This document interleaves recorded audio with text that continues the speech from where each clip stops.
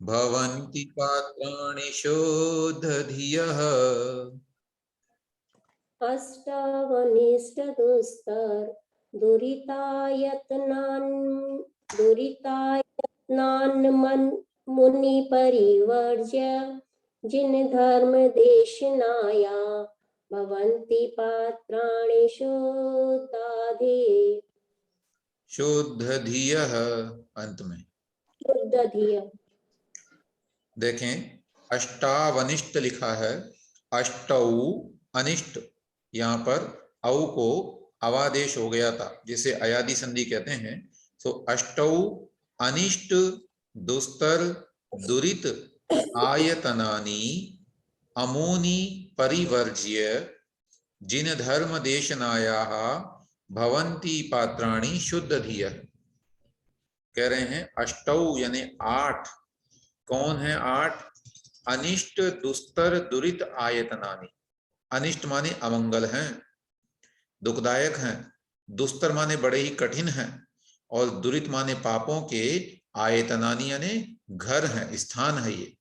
तो ये 8 जिनके विषय में हमने पढ़ा, कौन कौन सी चीजें? मद्य, मांस, मधु और 5 उदुम्बर फल। ये 8 अत्यंत अनिष्ट हैं, दुस्तर हैं और पापों के स्थान हैं।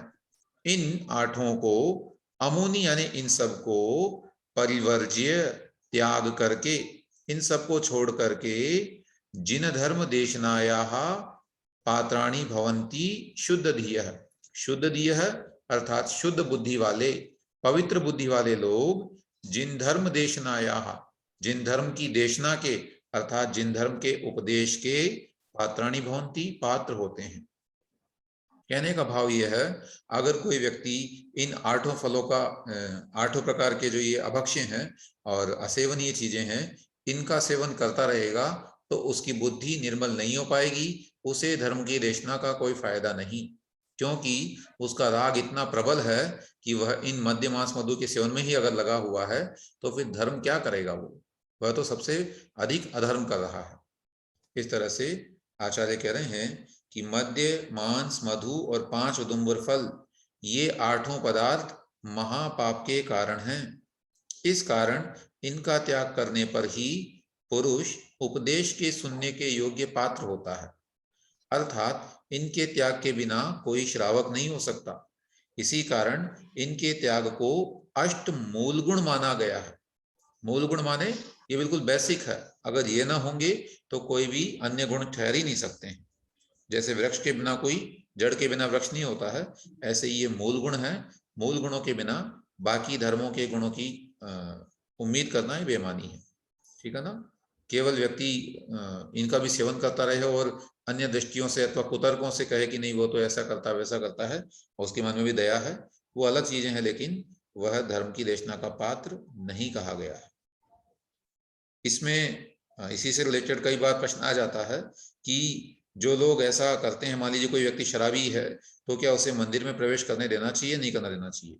तो दोनों बातें हैं, पहले भी इस पर हम लोग डिस्कस कर चुके हैं, और उसकी परिस्थिति इत्यादि को देखते हुए और मुनिराज इत्यादि के माध्यम से विचारणा करते हुए उसे समझाना चाहिए और शराब छुड़ा इत्यादि कर, मतलब शराब छोड़ने की प्रेरणा देनी चाहिए, तभी वह व्यक्ति जो है जुड़ेगा, अन्यथा तो कोई व्यक्ति ऐसे जुड़ ही नहीं पाएगा। धर्म का उसको मतलब उंगली पकड़ के लाएंगे तभी धीरे धीरे वो फिर आगे चलना सीखेगा।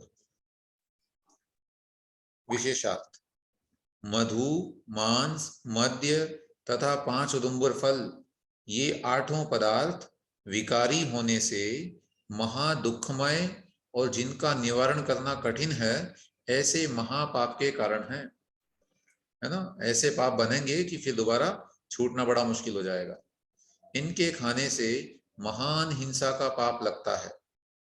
यहाँ देखिए महान शब्द आता है कई बार, तो ये महान हिंसा का, महान का मतलब बहुत अच्छी नहीं मानना, महान का मतलब बड़ी विशाल मात्रा में। तो इनके खाने से महान हिंसा का पाप लगता है, माने बहुत ज्यादा हिंसा होती है। इनका सर्वथा त्याग करने पर ही जीव में निर्मल बुद्धि उत्पन्न होती है और तभी वह जैन धर्म के उपदेश का पात्र होता है। इन 8 पदार्थों के त्याग को अष्ट मूल गुण धारण करना भी कहते हैं। जैसे मूल अर्थात जड़ के बिना वृक्ष नहीं होता, वैसे ही अष्टमूल गुण धारण किए बिना श्रावक नहीं होता। अष्टमूल गुण धारण करने के बाद ही वह श्रावक कहलाता है और तभी उपदेश का पात्र बनता है। ठीक है। राजस्थान में एक शब्द चलता है सरावगी, वो श्रावक शब्द से ही बना हुआ है। ठीक है ना। ऐसे व्यक्ति जिन्होंने श्रावक के आचरणों का पालन करने का नियम लिया हो वे ही सरावगी अर्थात श्रावकीय व्रतों का पालन करने वाले कहलाते हैं। यद्यपि दिनादिन संज्ञा जो है वो अनवर्त हो जाती है और नाम के साथ चलने लगती है, बाकी उसका अर्थ प्रत्येक व्यक्ति पर स्थापित होता हो ऐसा नियम नहीं रह जाता। जैसे हमने देखा मध्य प्रदेश में भी सिंघई एक बड़ा अच्छा शब्द है और उसका शायद अर्थ है कि जिन्होंने पंचकल्याणक में विशेष पात्रता की हो, माता पिता इत्यादि बने हो या कि गजरत इत्यादि चलवाए हो, सिंघई कहलाते हैं, है ना। ऐसा ही कुछ है। और लेकिन अब उनकी पीढ़ी दर पीढ़ी फिर सिंघई लिखने लगती है भैया तो लाया हो, इसलिए उनको सिंघई की उपमा दी जाती है। किनको फिर से बताइए।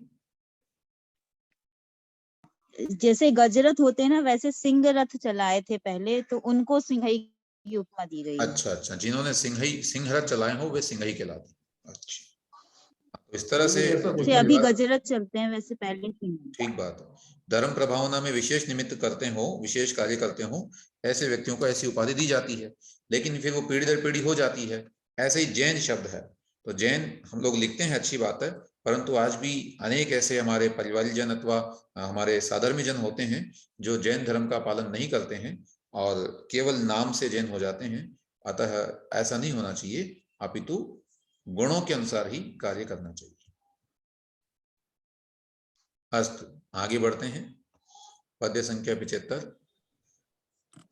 धर्ममहिंसा रूपम संशृण्वन्तोऽपि ये परित्यक्तुं स्थावर हिंसामसहास्त्रस हिंसां तेऽपि मुञ्चन्तु। धर्ममहिंसारूपम् सशृण्वन्तोऽपि ये परित्यक्तुं स्थावरहिंसां महास्त्रसहिंसा तेऽपि मुञ्चन्तु। भैया जी नीचे की लाइन नहीं बनी। स्थावर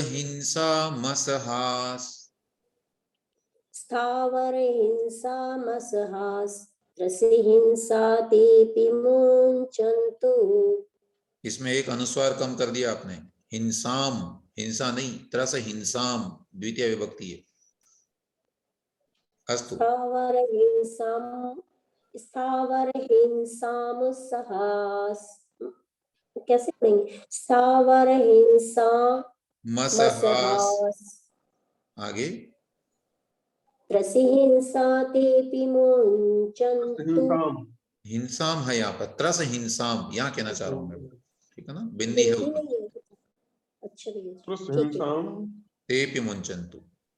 अस्तु, देखें, धर्मम अहिंसा रूपम संशृण्वन्तः अपि ये परित्यक्तुं स्थावर हिंसाम असहाः। यहाँ पर अ शब्द निकलेगा, इसमें से अ वर्ण निकलेगा, असहाः, ये जो स है उसका विसर्ग हो गया, सो असहाः त्रस हिंसाम ते अपि मुञ्चन्तु। सार संक्षेप में जितना हमको अभी तक उपदेश दिया उसके बारे में कह रहे हैं आचार्य महाराज कि धर्मम, धर्म को, कैसे धर्म को, अहिंसा रूपम, अहिंसा रूप जो धर्म अभी प्रतिपादित किया गया स्थावर और त्रस्त हिंसा के त्याग के रूप में, उसको संशृण्वन्तः अच्छी तरह सुनते हुए, जो लोग उसको सुनते हैं बड़ी प्रकार से, फिर भी ये माने जो परित्यक्तुम त्यागने में, किसको त्यागने में, स्थावर हिंसाम, स्थावर जीवों की हिंसा को, एकेंद्रीय जीवों की हिंसा को परित्यक्तुम त्यागने में असहाः माने असक्षम होते हैं, समर्थ नहीं होते, उनके चारित्रम होने की वजह से और इस तरह के परिणाम नहीं बन पाते हैं कि वे स्थावर हिंसा का त्याग कर सकें। ते अपि, वे भी, अर्थात उनको भी चाहिए कि वे त्रस हिंसाम मुंचन्तु, त्रस हिंसा का तो त्याग कर ही देवें। ऐसा नहीं कि बिल्कुल से ही त्याग नहीं कर पाए, नहीं, तरस हिंसा का तो नियम से त्याग करना चाहिए, और स्थावर हिंसा का त्याग उनके द्वारा नहीं हो सकता है, क्योंकि भोजन बनाना इत्यादि जो भी संसार की क्रियाएं हैं, जल गर्म करना, अग्निकायिक जीवों का प्रयोग करना, ये सब करना ही पड़ेगा उनको। तो एकेंद्रीय जीवों की हिंसा का त्याग नहीं कर सकें, तथापि त्रस हिंसा का त्याग तो करना चाहिए, तभी वे लोग कोई भी व्यक्ति जो है वो धर्म की ओर आगे बढ़ सकता है। अगर त्रस हिंसा का भी त्याग नहीं है तो फिर अभी धर्म की शुरुआत नहीं हो पाई है। भावार्थ, जो जीव अहिंसा रूप धर्म को भले प्रकार सुनकर भी स्थावर जीवों की हिंसा छोड़ने को असमर्थ है, वे जीव भी त्रस जीवों की हिंसा को त्याग देवें, है ना। तो यहाँ पर आचार्य महाराज ने प्रेरणा दी और बताया कि कम से कम इतना तो करो ही करो, तभी आप कुछ शुरुआत कर पाएंगे। विशेष, जैन धर्म का मूल हिंसा का त्याग है। वह त्याग दो प्रकार से होता है, एक तो सर्वथा त्याग तथा दूसरा एक देश त्याग। सर्वथा त्याग तो दिगंबर मुनिराज करते हैं, उसे अंगीकार करना चाहिए, है ना, जैसे मुनिराज करते हैं। उसका स्वरूप भली प्रकार सुनकर भी कदाचित कषायों की प्रबलता होने के कारण सर्वथा त्याग न बन सके, तो त्रस जीवों की हिंसा का त्याग करके एक देश श्रावक धर्म को अवश्य अंगीकार करना चाहिए, है ना, कम से कम अणुव्रति तो बने। संसारी जीवों के गति, जाति इत्यादि की अपेक्षा अनेक भेद हैं, परंतु मुख्य रूप से स्थावर और त्रस के भेद से दो प्रकार के हैं, है ना। संसार में अनेक जीव हैं, लेकिन मुख्य रूप से उनके दो भेद हैं, त्रस और स्थावर। उनमें भी पृथ्वी कायिक, जल कायिक, अग्नि कायिक, वायु कायिक और वनस्पति कायिक को एक स्पर्शन इंद्रिय सहित होने से स्थावर जीव कहते हैं, है ना, क्योंकि वो अपने आप से गमन नहीं करता, एक जगह रहता है, उसमें मूवमेंट नहीं देखा जाता है, वो स्थिर रहता है एक तरह से।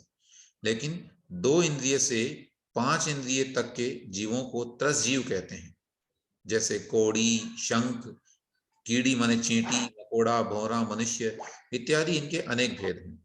तो इस प्रकार त्रस और स्थावर और त्रस जीवों के अनेक भेदों को भली प्रकार जानकर इनकी रक्षा करनी चाहिए। स्थावर में भी लिखा गया ना, त्रस हिंसा को त्याग वृथा थावर न संहारे, है ना। वेकार में स्थावर जीवों की भी हिंसा नहीं करनी चाहिए, जितना हमारे जीवन के संचालन के लिए मिनिमम आवश्यक है उतना ही हम करें, है ना। पृथ्वी का उतना ही प्रयोग करें, जल का उतना ही प्रयोग करें, अग्नि का उतना ही प्रयोग करें, वायु कायिक और वनस्पति कायिक का उतना ही उपयोग करें, और फिर उसके उपरांत जो प्रतिक्रमण इत्यादि किया जाता है उसमें भी हम क्षमा याचना करें कि देखो हम असहाय हैं, इस जीवन में हमें ये प्रयोग करना ही पड़ेगा, अतः हम उनके लिए क्षमा याचना करते हैं।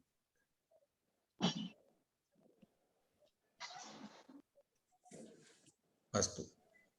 कृतकारितानुमननैर्वाक्कायमनोभिरिष्यते नवधा औत्सर्गिकी निवृत्तिर्विचित्ररूपापवादिकी त्वेषा।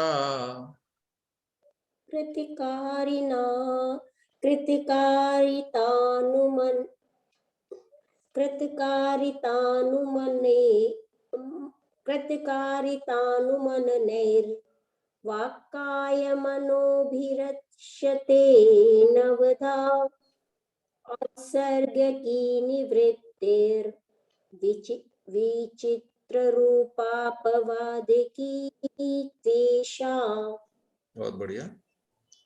कृत कारित अनुमननैः वाक् काय मनोभिः इष्यते नवधा औत्सर्गिकी निवृत्ति ही विचित्र रूपा अपवादिकी तू ऐशा।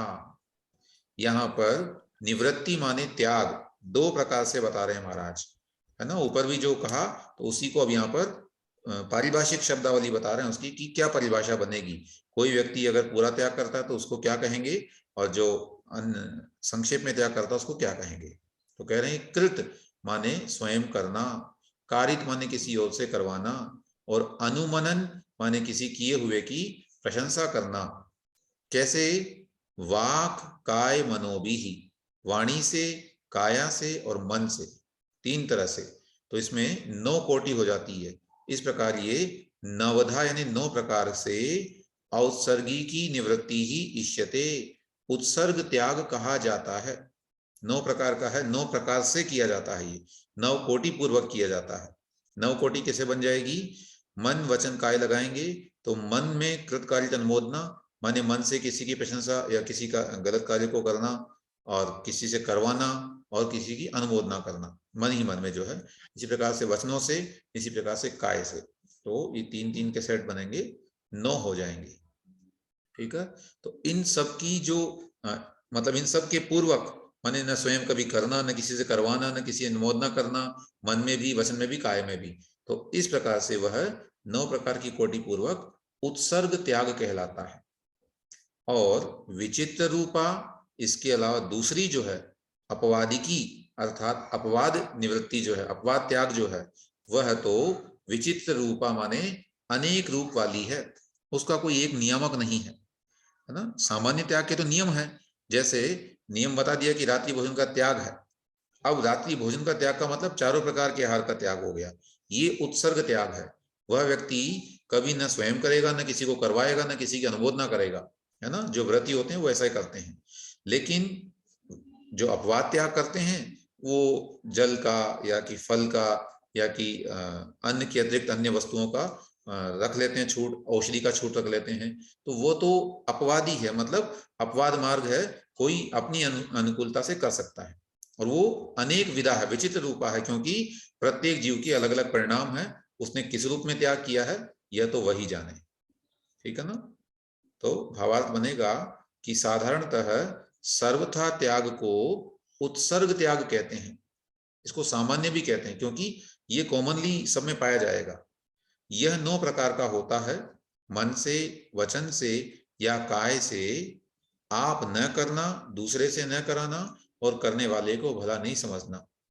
इन 9 भेदों में से किसी भेद का थोड़ा बहुत किसी प्रकार से त्याग करने को अपवाद त्याग कहते हैं। और इसके बहुत भेद हैं, क्योंकि नियम अपने अपने अनुसार हो सकते हैं और फिर वो तो अनेक प्रकार के हो ही जाएंगे। देखें विशेष, हिंसादि 5 पापों का त्याग 2 प्रकार से होता है, एक उत्सर्ग तथा दूसरा अपवाद त्याग। उत्सर्ग अर्थात सामान्य त्याग, जो आचार्य ने कहा सर्वथा त्याग, मन वचन काय कृतकार्य और अनुमोदना, इस प्रकार 9 कोटि के द्वारा किया जाता है। 9 कोटि क्या चीजें हैं? मन से, वचन से, काय से पाप स्वयं न करना, दूसरे से न कराना और करने वाले को भला नहीं मानना, ये 9 भेद 9 कोटि कहलाते हैं। कोटि का मतलब टाइप्स, 9 टाइप्स के परिणाम है, इस तरह से इसको नहीं करना। 9 कोटि द्वारा किया गया पापों का त्याग ही उत्सर्ग या कि उत्कृष्ट त्याग है, श्रेष्ठ त्याग है। और कुछ कोटियों से त्याग करना वो अपवाद त्याग है। जैसे मन से प्रशंसा, मतलब मन में त्याग नहीं किया, अभी केवल ऊपरी ऊपरी भोजन का त्याग कर दिया, लेकिन रात्रि में किसी को खाते हुए देखा और मन में इच्छा हो गई, तो निश्चित रूप से वह अपवाद त्याग ही होगा। इसके अनेक भेद हैं, शक्ति अनुसार जितना संभव हो त्याग करना चाहिए। अपवाद त्याग का रूप ऐसा भी समझा जा सकता है, अनेक गृहिणियां स्वयं तो आलू प्याज का त्याग कर देती हैं, लेकिन उनके घर में जो अन्य लोग सेवन करते हैं तो उनके लिए वो बनाती हैं, तो ये अपवाद त्याग है, क्योंकि स्वयं नहीं कर रही है परंतु किसी और से तो सेवन करवा रही हैं या उसकी अनुमोदना कर रही हैं। इस प्रकार से ये अपवाद मार्ग का त्याग है। तथापि इसका भी फल भले ही अल्प हो, लेकिन परिणाम तो अच्छा ही होगा, अतः अपवाद त्याग भी स्वीकार करने योग्य है। और उत्सर्ग त्याग हो जाए तो कहना ही क्या, वो तो अवश्य ही करना चाहिए। ठीक है ना। तो यहाँ पर ये important exam point of view से भी और वैसे भी हम लोग को जानकारी होनी चाहिए कि उत्सर्ग का मतलब होता है जो सामान्य और श्रेष्ठ रूप से लिखा गया हो, जिसका पालन सभी लोग एक जैसे तरीके से करते हो, वो उत्सर्ग कहलाएगा। और दूसरा जो है वो अपवाद है, वो व्यक्ति विशेष के अनुसार कहलाएगा, अपने परिणामों के अनुसार लोग जो नियम लेते हैं उसे अपवाद त्याग कहते हैं। भैया जी दोनों में कौन श्रेष्ठ है? डेफिनेटली उत्सर्ग है। उत्सर्ग का तो कहना है क्या, उत्सर्ग त्याग तो सबसे अच्छा है, क्योंकि उसमें 9 कोटि पूर्वक त्याग हो रहा है ना पूरा।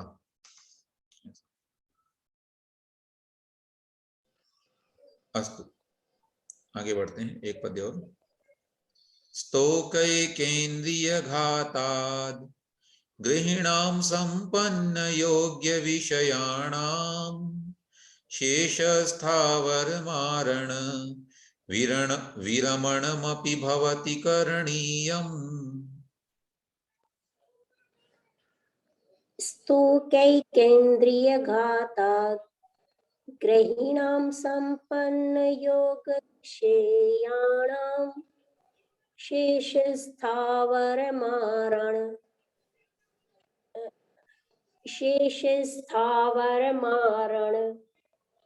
विरमणमपि भवति करणीयम ऐसे लिखा होगा शायद।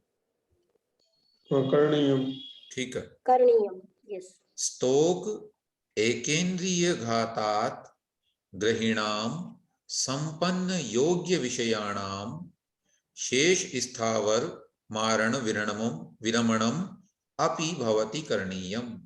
जो बात हम अभी कह आए हैं, आचार्य महाराज कह रहे हैं कि स्तोक माने अल्प मात्रा में, एकेंद्रिय घातात् एकेंद्रिय पशु जो एकेंद्रिय जीव हैं उनके घात से गृहीणाम गृहस्थों को, कैसे गृहस्थ हैं जो संपन्न योग्य विषयाणाम संपन्न हो गया है जिनके योग्य विषय है ना, विषयों में भी अयोग्य विषयों का सेवन नहीं करना। ऐसा नहीं कि एकेंद्रिय हिंसा की छूट दे दी इसका मतलब आप अयोग्य विषयों का भी सेवन करो, नहीं।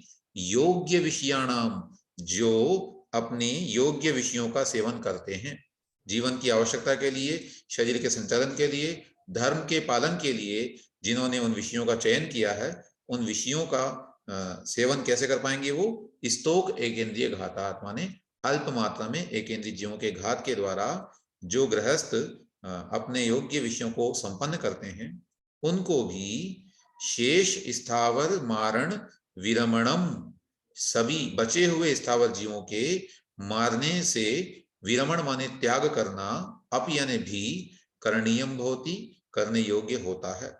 माने उनको शेष एकेंद्रिय जीवों की हिंसा का त्याग तो करना ही चाहिए, जितना उनके लिए अपेक्षित है उतने का वो छूट रखें, शेष की हिंसा का त्याग करें। हम लोगों ने पहले समझ भी लिया था इस विषय में। जैसे वनस्पति बहुत प्रकार की होती है, ऐसी वनस्पतियां जिनका जीवन भर में हम कभी नाम भी नहीं सुन पाएंगे और न कभी उनको देख पाएंगे, सेवन करना तो बहुत दूर की बात है। तो उनके हिंसा का त्याग जब तक नहीं होगा तब तक पाप लगेगा। इसलिए हम जितनी अपेक्षा मतलब इस जीवन में जितना सेवन कर सकते हैं उसके अलावा जो एकेंद्रिय वनस्पतियां हैं उनका तो त्याग हम कर ही देवें। ठीक है। भावार्थ, गृहस्थ से एकेंद्रिय जीवों की हिंसा का त्याग नहीं हो सकता है, इसलिए यदि योग्य रीति से यत्नाचार पूर्वक कार्य करते हुए एकेंद्रिय जीवों की हिंसा होती है तो हो, परंतु इसके अतिरिक्त व्यर्थ और असावधानी से कार्य करने में जो एकेंद्रिय जीवों की हिंसा होती है उसका तो अवश्य ही त्याग होना चाहिए। ठीक है ना। जो हम जिसका प्रयोजन ही नहीं है उसका तो करना ही चाहिए। विशेष, एक देश हिंसा का त्यागी श्रावक एकेंद्रिय स्थावर जीवों की हिंसा का त्यागी नहीं होता, बिल्कुल नहीं है। पंचेंद्रिय के विषयों का सेवन करने में यत्नाचार पूर्वक योग्य रीति से कार्य करते हुए भी एकेंद्रिय स्थावर जीवों की हिंसा अनिवार्य है, होगी ही होगी, है ना। जल इत्यादि का सेवन करेंगे सब में होगी, अर्थात होती ही है। अनिवार्य का मतलब है यहाँ पर जिसका निवारण न किया जा सके। इस अनिवार्य हिंसा के अतिरिक्त उन्हें अन्य स्थावर जीवों की हिंसा का त्याग अवश्य करना चाहिए, है ना। व्यर्थ और असावधानी पूर्वक कार्य करके स्थावर जीवों की भी हिंसा नहीं करनी चाहिए। इसका विशेष वर्णन अनर्थ दंड के अंतर्गत आगे करेंगे, है ना। पढ़ा हुआ विषय होगा आप लोगों के द्वारा डेफिनेटली। प्रश्न इन्होंने लिखा है कि 10 लाख वनस्पति का दोष लगेगा त्याग न होने पर। सोचिए, तो इतना त्याग उससे बचने के लिए हम लिमिट कर लें अपने कि हम 1000, 500 जितने भी अधिकतम उपयोग में आ सकती है, उसके अलावा तो आनी ही नहीं है कभी जीवन में, तो उसका त्याग अवश्य करें, तभी हम लोगों को लाभ होने वाला है। अस्तु, आज इतना रखते हैं। कोई जिज्ञासा हो इन 4 पद्यों में तो आप पूछें।